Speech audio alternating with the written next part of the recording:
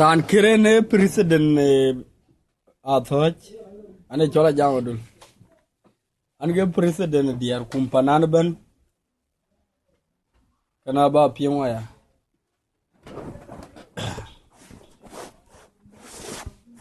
ogaga jerudiria dugula yang atwadin monyagar wudun nyana toj ban gajugu janya were muote alama toj bukume bimidi jogno oga jerudiria dugula yang atwadin monyagar wudun nyana toj gajugu janya were muote vai alama to chulume kibmidi jognog naliwa jogwo japalawa baria la nyuwe gana nyara yang na chirarepin anajela po kabanyi rani japingunyal achiawa oga noriar kechora gun malit in balun gwa talpin agunyang kulwet naliwa jogwob japalawa baria la nyuwe gana nyara yang na chirarepin anajela po kabanyi rani japingunyal achiawa oga noriar kemala gun malit in balun gwa talpin agunyang oga jerudiria dekula yang atwadin monyagar udun nyenatoj ega jugu janya iwere mwote vai alama toj bukume kumidi jognog naliwa jogwob japalaban baria la nyuwe gana nyara yang na chirarepin anajela po egwanyi yarani japingunyal achewa oga noriar kechora gunmalit balun watalpin gunyang kulwet naliwa jogwo japalawaj baria la nyuwe gana nyara yang na chirarepin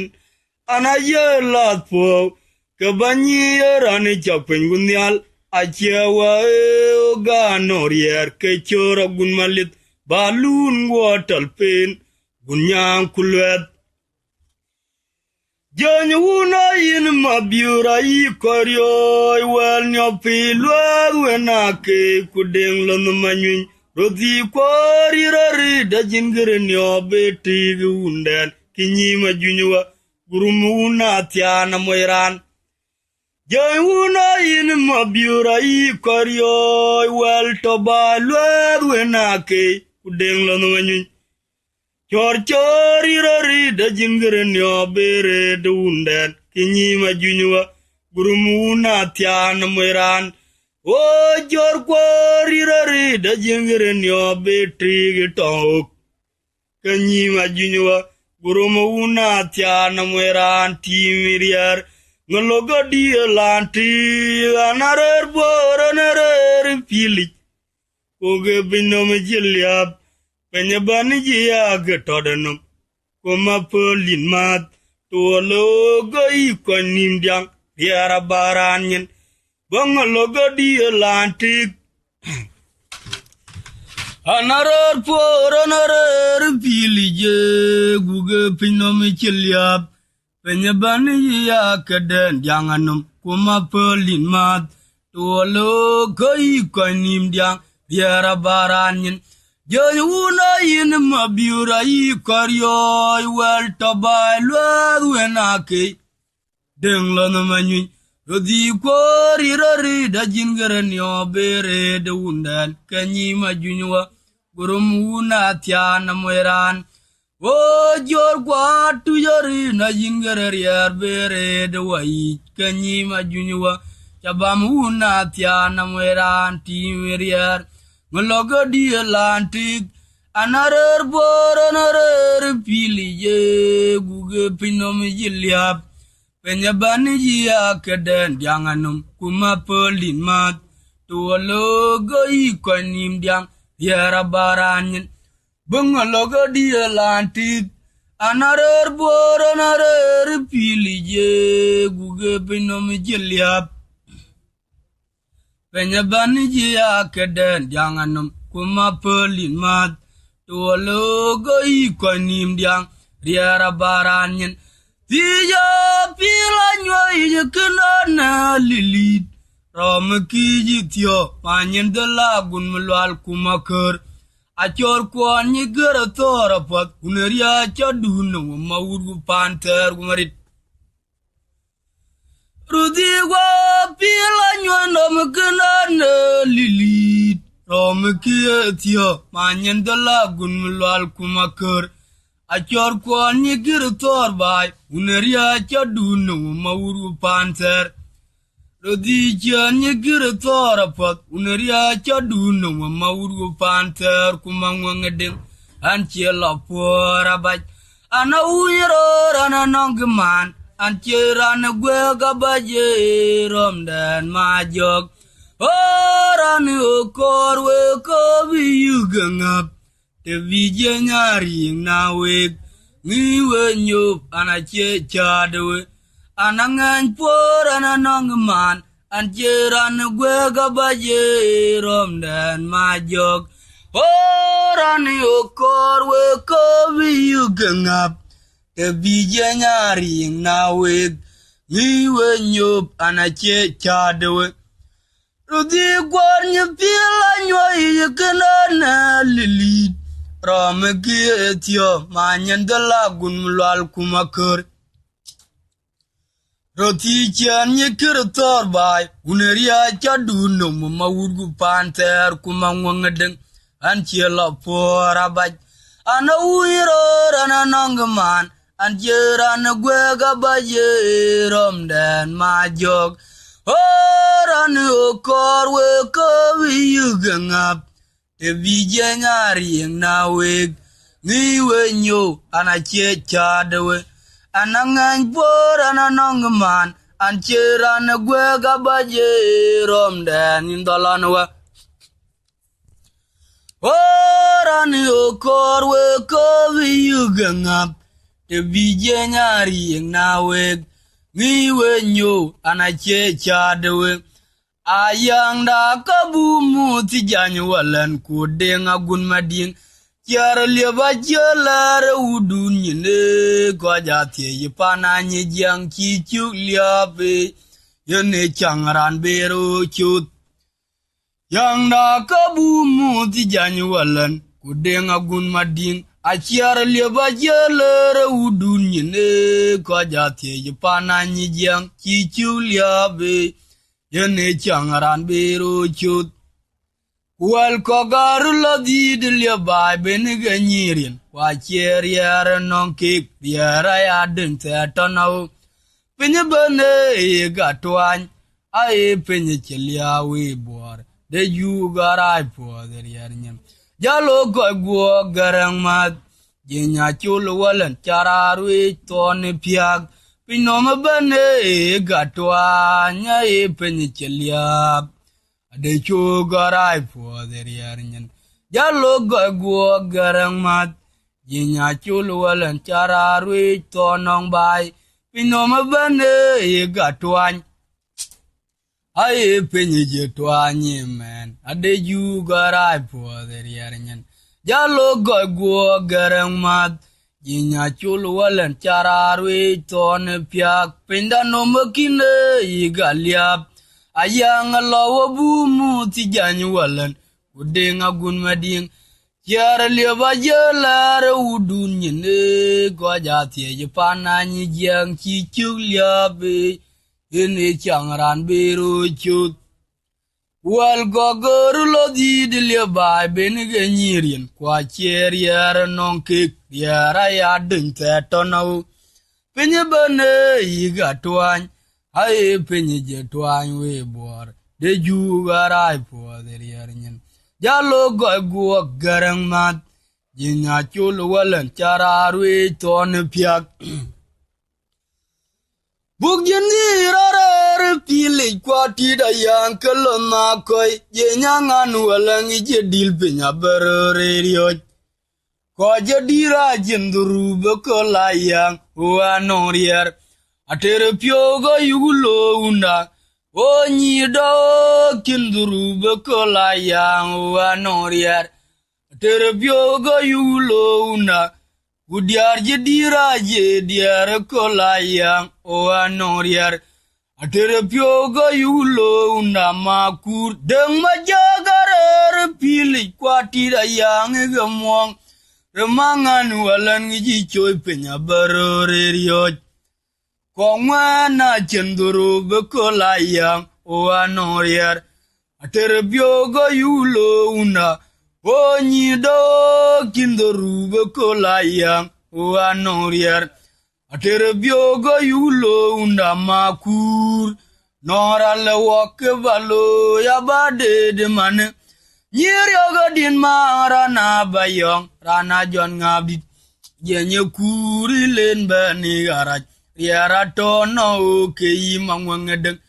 undaga magodo akuny mon bogeng gun mago unida kayerorioj okumi banden matondi de twenye chuongin por ngabetore ge kodierandye rante ya pajot bay ke baloy bade de mane nyiro din marana bayong rana jon ngab jenye kuri len bani garaj yara tono ke yimarierandye undaga magodo akuny mon bogeng gun mago undida kayerorioj okumi banden matoni de twenye jangin por ngabetore ge kodierandye rantia pajot bay bara gijibalo kugana binyi owelnyap wara londa na dil binye makur kwa jong por woga charalewe timiriar gijibalo kugana binyi owelnyap wara londa na dil binye homa kurgwa jong pore wa kumaren mat anajalo yaran yobe jo namukalandan makorewa antien kirpo lantin ye chola yokimen anachiria ana kichikwal jok pane jeng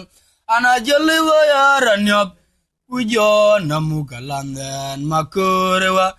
Anachir polantin ye chola yogi men. Anajiria ana geji kwal jok pane jeng. Anajaluwa yaran yobe jo namugalanden makorewa. Anachir polantin ye chola yogi men. Anajiria ana geji kwal jok bay. Bara geji balo kugena binyi ewel nyop. Wara londa na dilbin Womakur kwa jong pore wakumangwangedeng Anajelwa yaran yobe jo namugalanda makorewa Anachiria nyalantin ye chola yogi men Anajiria ana kichukwal jok pane jeng Anajelwa yaran yobe jo namugalanden makorewa Rando chit polan din ye chola yogi men. Ana jiria ana keju kwal jok pane jeng. Ana jeliwa yaran yobe jo namugalanden makorewa. Ana chit polan din ye chola yogi men. Ana jiria ana keju kwal jok pane jeng. Unda jirale bangenye talpena o kaliwa din munjek. Unda jirale bayode talpena o gagara din munjek. Mudim da kwanya nuran ye gerier. Rano kora venang alia derani. Uga ken wechut.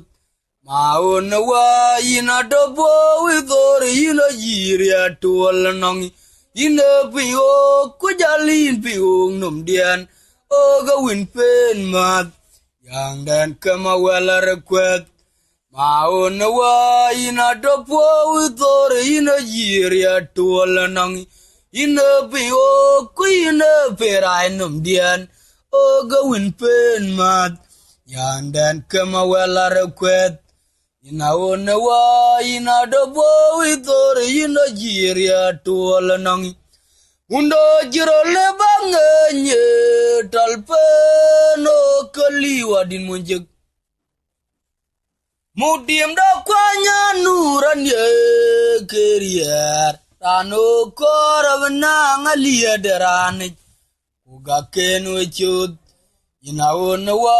ina dobo widor ina yiria tuola nangi ina pio kuina pirainum dian oga win pen mat yang dan kema wala rekwet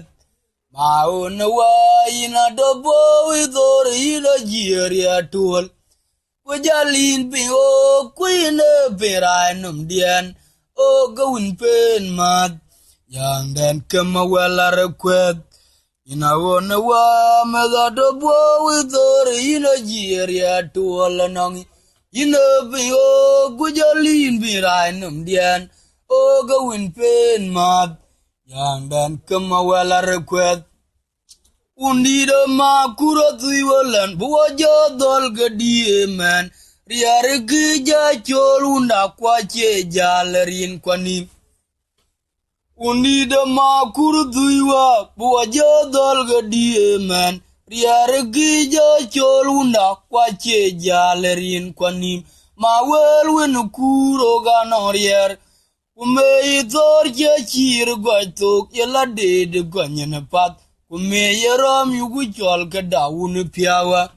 tana unda bagor kuna udingu penya jiro lagera yang je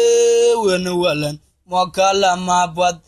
kerem maluku magera ya tana unda bago no udingu penomero lagera yang bakan walan mwakala mapat kerem maluku magera ya undi dama kurduiwa boje dolga dieman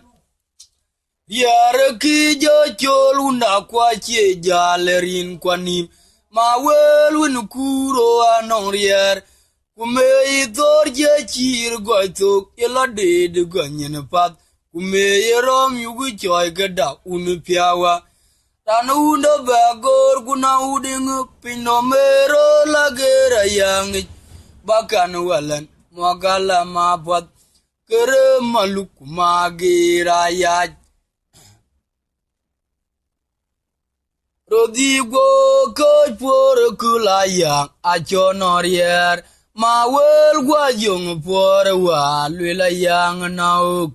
rodingwa na chuchu blonga yang ajen ngenerier beniu kim jolguwai getit ayalandan chi juar manano rodi kwa koy por kulayang achonorier mawel gwajong por wa lwilayang nauk rotingwa na chuchu blonga yang ajen ngenerier beniu kim jolguwai getit ayalandan chi juar manano kani yar panato kabuliap kamonchek adal bene ajia lin gola yin pan junub kodite ngwarali yauna ni wa makur kumarirania kani yar panato kabuliap kamonchek jungpen wogo jia lin gola yin pan junub kodite ngwarali yauna nege makur kumarit chawa chadik adega che jonjen kartala lum chawa nyen biora aja chot ane ged ga mi ore chan o chaga in ga lo chawa chadik in ga ina chola deng mau an betung mi ora bata wo wer ga chan be na be pinga lula yaran mathe ba je lui kaga ya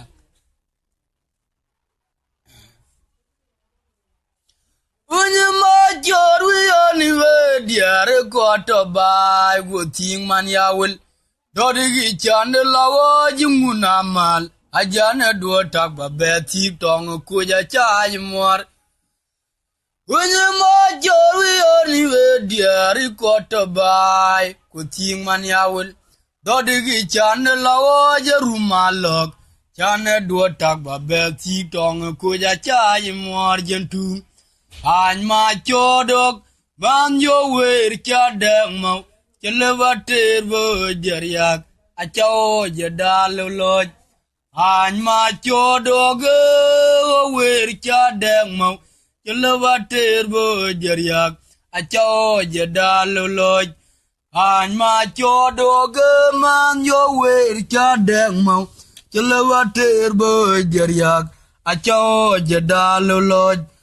an ma chodok jaga pual jadang mau celawa terbo jariak aco jadalo loj an lalok warga di arab jako we begeda ba jabatin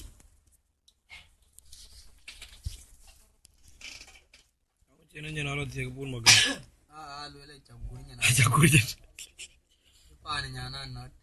Kenal lu dah lo. Kenal tu. Kenapa magan Magau je ni. magau iya Password.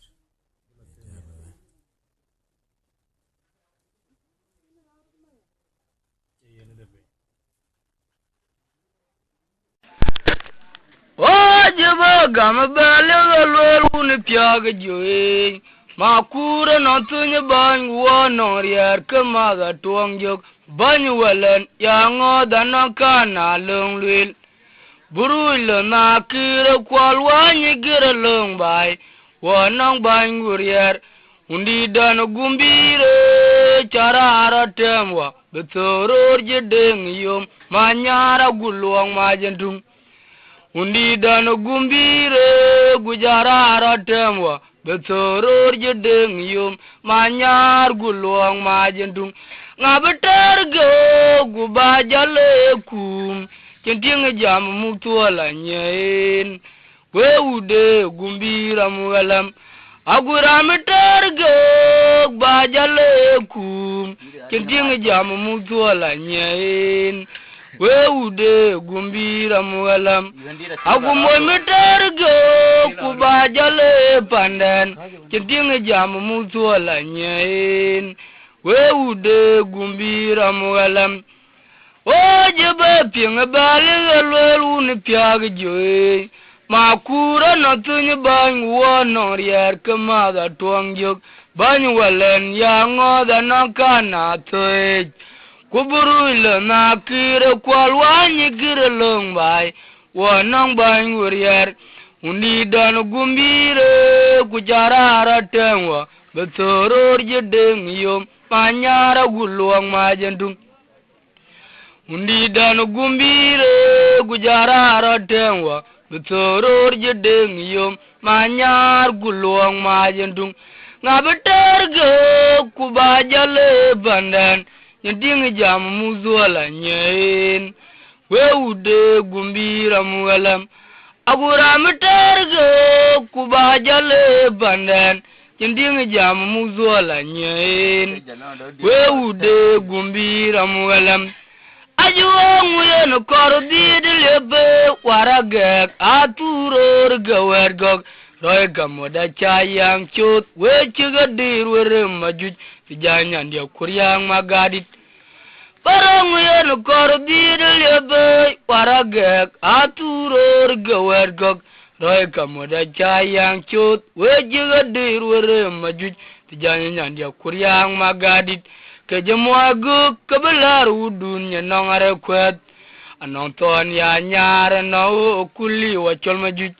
medaku matu didega yerorioj alirian ge pinno meben mat kwajen ton ya dit kejemwagu gebedua udun nyenongare kwet no mor ya nyare na okuli wachol majuj medaku atu didega yerorioj alirian ge pinno meben mat kwajen ton ya dit Kubarang yen kordi dilebe warage gaturor gawet kok roy kamoda chayang chot wechiga dir were majuj tijanya nyandia kawaya yang law Barang yen kordi dilebe warage gaturor gawet kok Roi gamoda chayang chut wejiga di wore majuj tijani nyandia kawe yang lau kejemua gu gebelar udun nyenong are kwet no muari anyar no kuli wachol majuj medaku matu di dega yerorioj alirian gepe no meben mat kwajen ton ya det ayo kula yang kuleben undajin tunyi openang wok ulong da cerane rem chien mi go boru gwar wa cherio je monda bat kula yang kuleben undajin tunyi openang wok ulong da cerane rem chien mi go boru gwar wa cherio je monda bat ton bojot ajarim wir kwa gwaran logodia berang wen kurur wara lanriar angwan mat ton jelwe matudi la dego gumune chedagel kwa gwara logodia aberang wen kuy ebanga lanriar angwan mat ton jelwe matudi la yongo gumune chedagel ton mugalam logodia berang wen tuon ebanga lamiriat angwan mat kolaya kuleben undajen tinni openan wok ulong da charane renchen mi go boru gwarwa yerio je monda bat ton pajata jarem wir kwa gwaran logodia berang yen kuy ebanga lamiriat angwan mat ton chilwe matu dira degot gumune jedagol kwa gwaran logodia guberagi nukui ewera lamiriar angwan mat ton jelwe matu dira degot dogodu wera lana yang chugu barem buama jingore bai ban ayu joy da jirana do jamngok wera lana riar no gamakur wada chirem waryo pan junub Orori rori guara lana yang chulurum bon ma jongore bai ban ayu joy da jirana do jam ngok wara lana rier no gamakur wada chirem waryo pan junub tanda kamu bidoru majujera kunyma naram ane jamno chirina yang kona fi non liwa go kum unedinga bor alanda gamu bidoru majuj takunyma naram ande jamno chirina yang kona fi anon liwa go kum unedinga bor alanda gamu bidoru majuj parari ari rakiro lana yang chugu pare buana jingore bai ban ayu joy da chirana de jam ngwak wara lana rier no gamakur wada chirem waryo pan junub alanda kamu bidoru majuje rakunyma naram ane jamno chirina yang kona fi anonli wago kum unedinga bor alanda kamu bidoru majuje rakunyma naram ane jamno chirina yang kona fi anonli wago kum unedinga bor Oganang bang wono dunyar bai pandan yenya toy ma kuri lon binyi mangor diar guru kede negi ededin anakoy ga gwadaram remu gwang kuma kur ke ga jakiriya lo yabedik alana wunda ke magwang banye ko pen gu banye ko mayo katung rane jalebe duogur bagat kabamu penya biyon kuwa jala yowe derere banye ko pen gu banye ko mayo katung rane jalebe duogur bagat kabamu penya biyon kuwa jala yowe derere kuwa nangwan wana dunyar bai bandane jenya ton ma kuri lon binye mangor tiar guru achede ne kiede denyen na koy ga kwadaram rem gwang kuma kur ke ga jakir yalo yabedik alana wunda kama gwang banye ko pen gu banye go mayo katung ra ne jale dogur baga chaba mo penya bion kuba jala yo derere banya kopen kubanya go mayo katung dan jale beduagur baga chaba mo penya bion kuba jala yo derere omi gwana jala wo ko jengpen kugoji jadong wore bai reje bene wala yuror ko yugi chonya lijai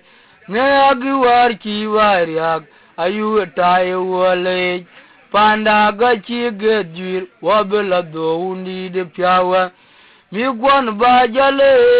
bajale dano yew waga chai chol wagarai en ke wagaj ade bergur bai werem bajale dano yew ananga chai chol wagarai en ge wagaj ade bergur bai aye mi gwan jalawo ko chempeni ko ji jadong wore bai reje bene wala yuro ku ayu chol nyaliyai ngagi war chi wariak ayu tai wole panda ga chi gidjir wabela do uni de piawa mi gwan bajale dano yew ananga chai chol wagarai inge wagaj ade bergur bai werin bajale dano yew waga chai chol wagarai inge wagaj ade bergur bai haydun madye tam lolrang jiding punum kuga chirger orngo le ga goga du terror oga jibe ko jo wad kulo kwimriar kwanya ra chologa jirgang mai bi chan be pyoen enyilani nir jiwe ke jolom nyilani nir jawe anginom dun moro tiran nyirelo bidan kanya nyirgi jana tonu yewe angenom kula jang nyan nga ba kwen be we chewela janyira angenom ku keje jom nyan nga ba be we chewela ayedu no madye dom lolrang chiding pun maum ku ga chirger rorngo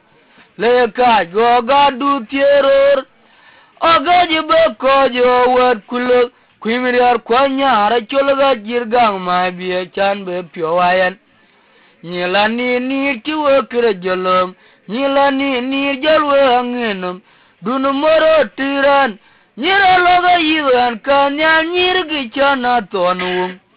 jawe angenom kulaga jang nyan nga ba be we chewela enyala angenom go keje jom nyan nga ba kwen be we chewela login ma chot dom nira loga luarwe jawa chadik ana chola dengmo din jan chola jama dula jak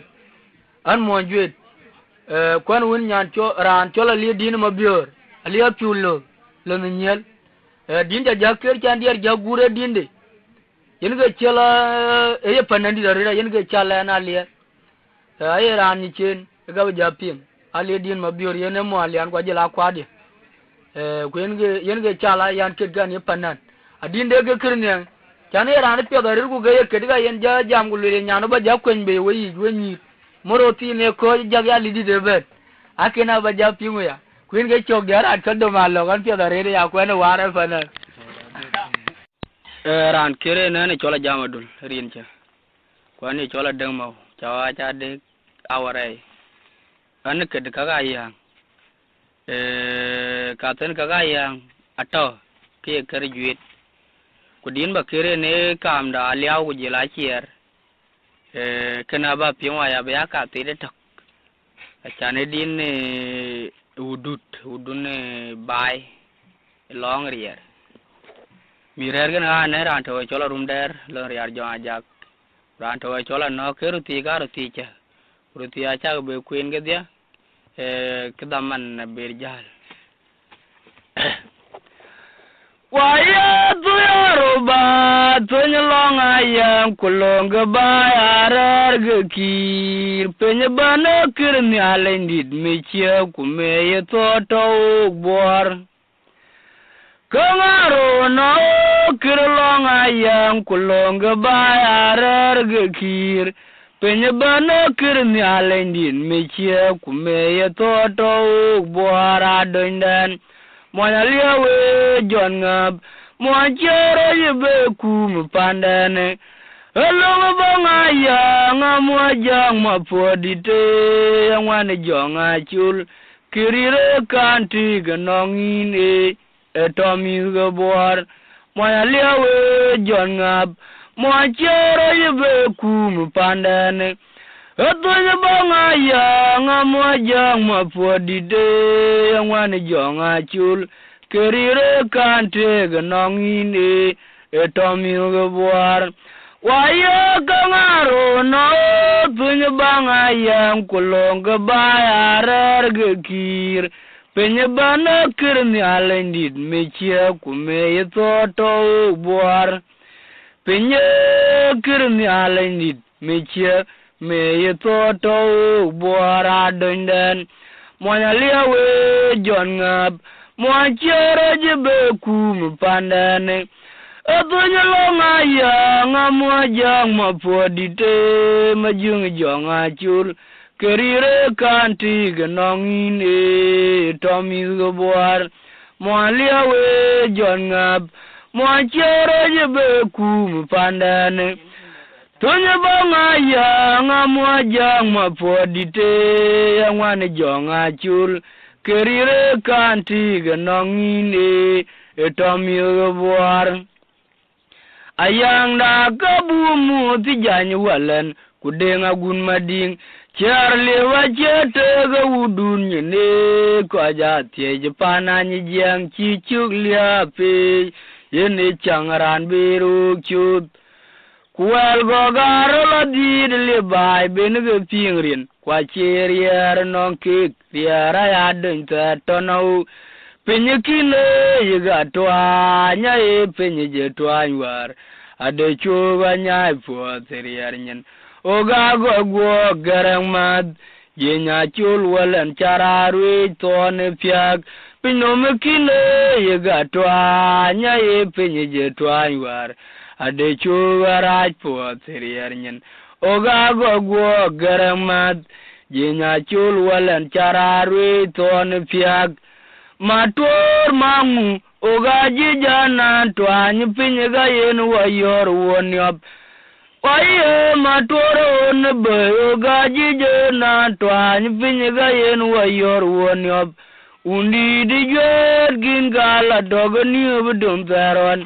yena ya lan tormu kwanye atoj benno unawa garangu makur gwa chol wo kudi ton mu bai araya redan chiron ji piro nya ya ku go kin wen toge magode wen ulan ya ayanga toge manyok in wala mol gadani yariera chen manyen unawo garangu makur gwa chol gu kudi ton mu bai araya redan chiron ji piro mora ku go kin wen toge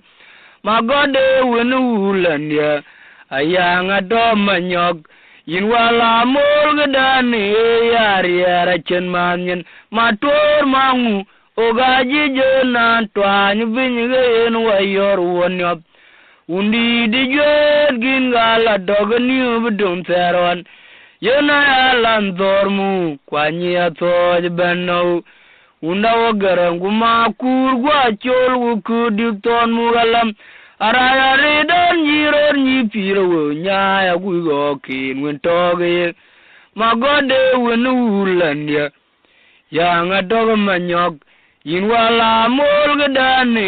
yariera chen manyen ken ya buko dinen ya galene e kam da chier ku jela liaw ga ma chara ya gada ko ye bor ku gato tiom no melong ku jela rier ka ga lul ke din ya galene dinero penya to anyaret no wo ku ye bor ber anget ko a chier garanti betul kriya ga tul kaga ber yogrer kaga logo mogdiop kene yen ga mana dine ne ro chan penya to an yen ga wa perier dine diak kulu tinten non ko chi pir wo ke nyai ke ko ke ga ga thora chan nan men chinom re da re da na tag dier ku an dir ke ne ga na lu ara ja re ran chiran chi pir wo jor charan chi pir wo jor ku ko ke wo ke ga ye ke choi magem ko ke mana dier ke gnu kan ye ko